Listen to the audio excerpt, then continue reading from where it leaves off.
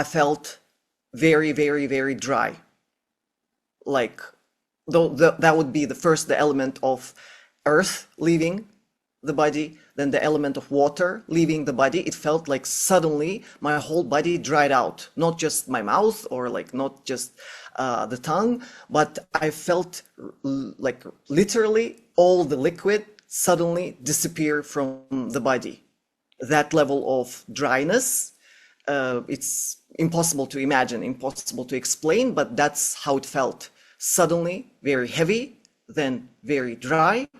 And the third step was I felt really, really, really cold.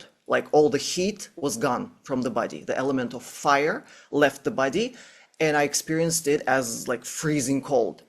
But that happened all in 1, 2, 3, and 4 was the sensation of being unable to inhale.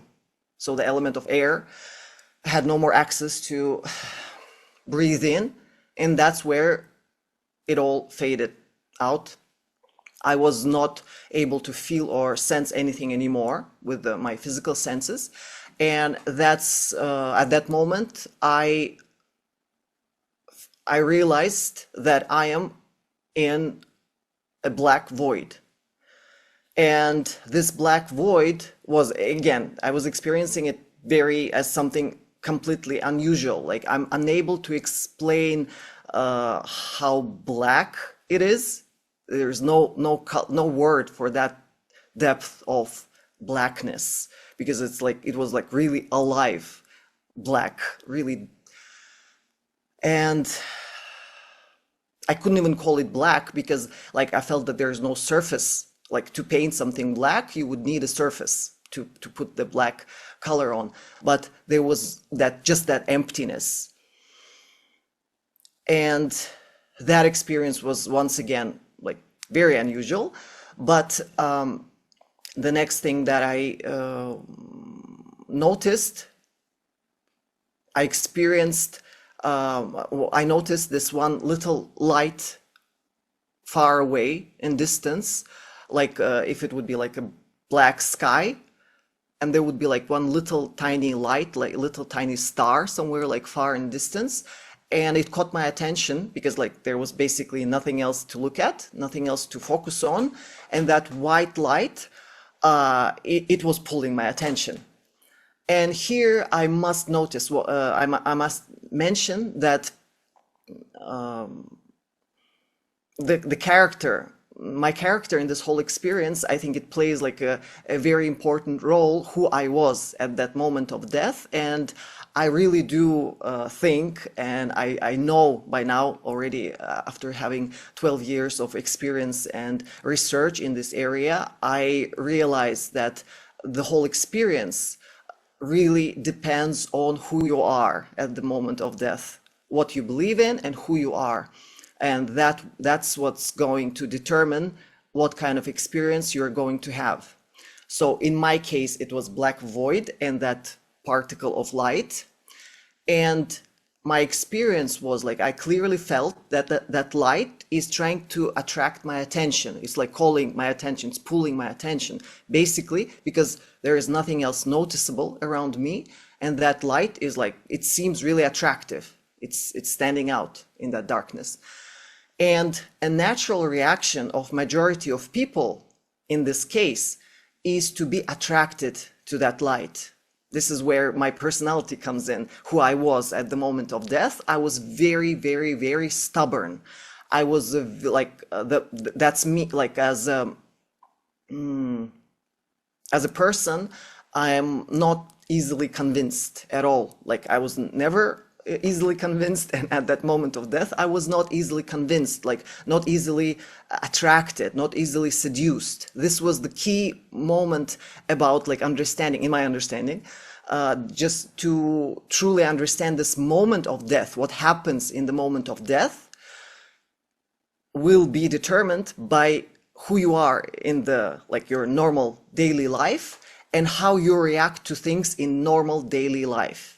If you are in normal daily life someone who is easily attracted by a shining, oh, there is a shining thing, and it grabs your attention. Oh, there's an explosion. It grabs your attention. Oh, there's like a shiny diamond or money or whatever else can grab your attention. This is the key element in understanding this whole process of dying.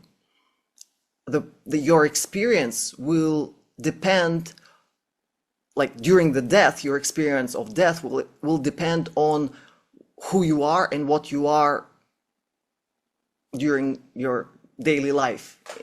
Because like your behavior in this situation, when you're left in a void, for example, and there is one light, what you're going to do. That light was trying to pull my attention towards it. And I realized that like if I would be easily attracted by light and seduced, like, oh, that's shiny, let's go there, like come here, it's pulling me, and I'll just fly towards it, that would be the road to reincarnation. That would be the road to just like, as to all of those wonderful people who give the advice to like, you see the light, go there, go for it. And for me, this experience really explained to me how to actually understand that that whole process. Like you see the light, you go for it, you're going for a new incarnation right away, because like that's the thought process attracting you. I'll go back to the experience itself. Maybe it will help you understand what like more of the details of what was happening there. So I'm here in this void and I see that little light, and my reaction is to just stand. It's calling me, attracting me, but my reaction, being very stubborn and not easily moved, I just keep standing, like looking at it. It's pulling me and I'm not moving towards it. I'm choosing to focus on it and wait until it comes to me. This was the key difference. This was the I feel like all the work that people do, I see on YouTube people so busy with the law of attraction and manifesting things and all that. I feel like this is the key of understanding what is attraction and what is manifestation. Your ability to control your willpower to such a level where like the shiny thing is not pulling you anymore. You are standing still and stable, and you're waiting until that shiny thing comes towards you. Like that's what's happening on the mental level.